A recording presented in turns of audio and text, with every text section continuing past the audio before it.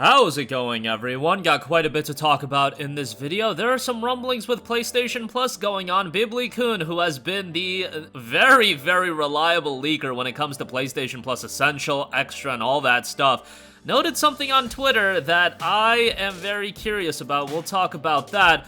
Lords of the Fallen, we have an update on that game. Been talking about that quite a bit. I think timing for that game is just going to make it very difficult for it to do well, but maybe I'll be wrong about that. Hopefully I am. And we have an update on S.T.A.L.K.E.R 2, which, yes, it is an Xbox exclusive, a timed Xbox and PC exclusive, I should say, but it will be coming to PlayStation 5 at some point. We'll talk that at the end of this video. But first of all, PlayStation Plus rumblings. Bibley-kun noted on Twitter, it's time to return to 1/3 of basics, August 28th, 12 p.m.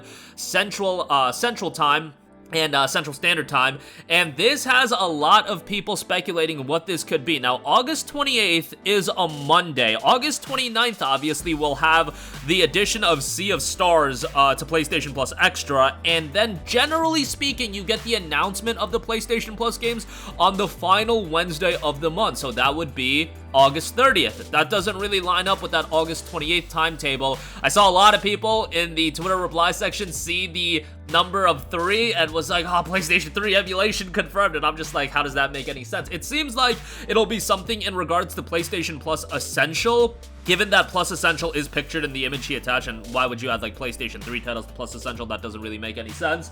I also saw the speculation of maybe PlayStation Plus Essential would be going to 1 game a month instead of 3 games a month, maybe to push push PlayStation Plus Extra and Premium. Now, we saw Microsoft do something similar where Xbox Live Games with Gold, when Game Pass really got off the ground, Games with Gold got continued to be phased and phased out, and yeah, Essential going to 1 game a month instead of 3 would be a gigantic bummer. I see somebody in the Twitter reply section say, expectation classic games on PS3 finally coming to PS Plus through emulation. Reality, PS Plus Essential monthly games going down from 3 to 1 game per month, and that would be something that would really upset people. Maybe it's just something like, you know, PlayStation Plus Essential will be 1/3 of its original price, or maybe it'll be 33% off. I mean, it would be a nice time to do like a renewal discount, but, you know, sometimes I like to go into these things with pessimism instead of optimism, so we'll see what Bibley-kun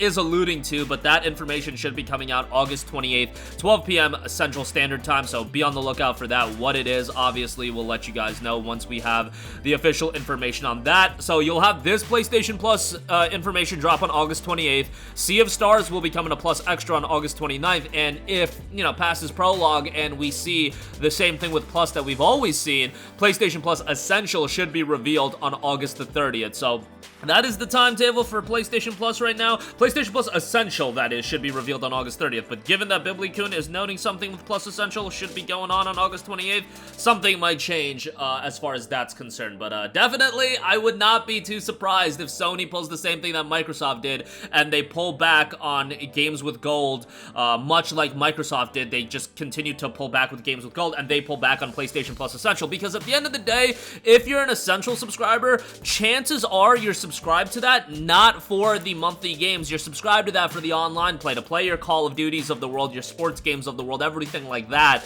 And the, you know, the games, not even everybody takes advantage of the game offering, so, you know, you could utilize those games on Essential, and I'm talking about it from Sony's standpoint. Don't come at the messenger. You could utilize those games that you would offer on Essential, put them on Extra, and juice up the value of Extra, because that's where you would ultimately make the additional revenue on the game catalog itself, rather than Plus Essential, where Essential is almost mandatory if you're somebody that plays online games. So something to consider there, but yeah, that would be a bummer if they go down to 1 out of 3 games, but you saw it with Microsoft and Games with Gold. I would not be shocked if this happens with PlayStation Plus.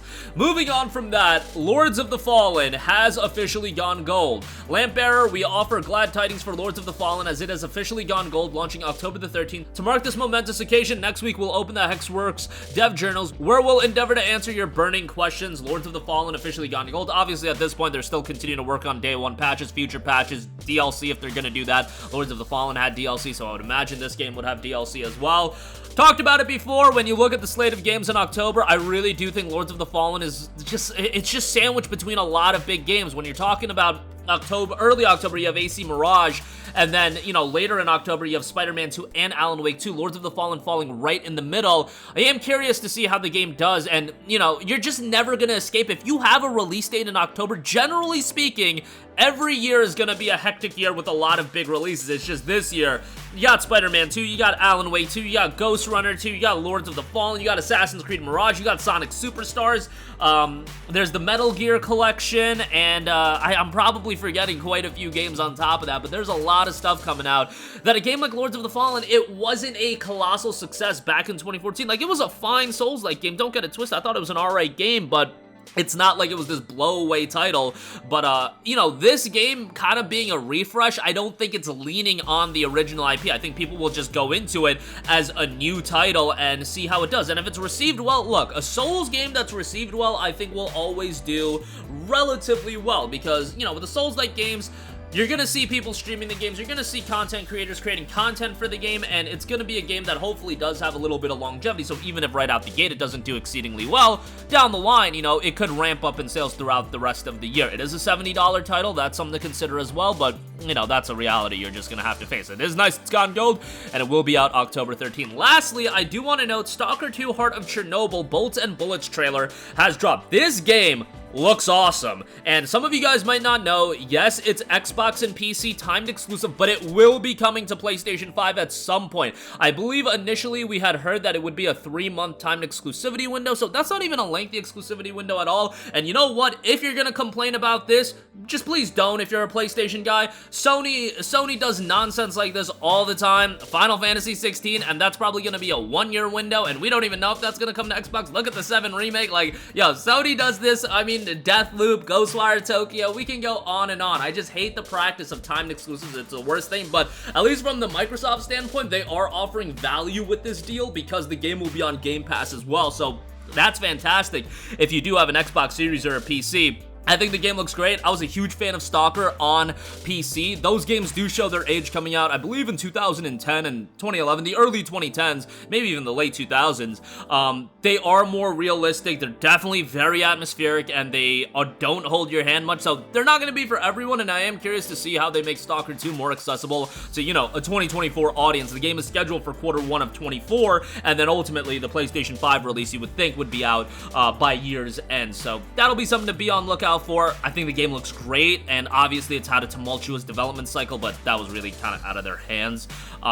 So hopefully it turns out well, but really looking forward to that. I think that could be not even a surprising hit, because I feel like if you have an Xbox and PC, you're like pretty excited for it. On PlayStation, obviously it's a little difficult to get excited for it because you know that you're not going to get it right away, but ultimately you will get it, and it should be a solid outing. But that'll do it for me. Again, we'll see what that PlayStation Plus, you know, whatever happens on August 28th will happen. If it's 1 out of 3, if games are going down from 3 to 1 titles, that is horrendous. That's awful, but, you know, like, I could see that happening just because of the reasons I outlined. Lords of the Fallen officially going gold, and S.T.A.L.K.E.R 2 Hearts of Chernobyl gets a brand new trailer. Should be out hopefully by end of 24 on PlayStation, Q1 24 on PC and Xbox. That'll do it for me. Sound off with all of your thoughts in the comments section down below. Thank you for watching, and goodbye.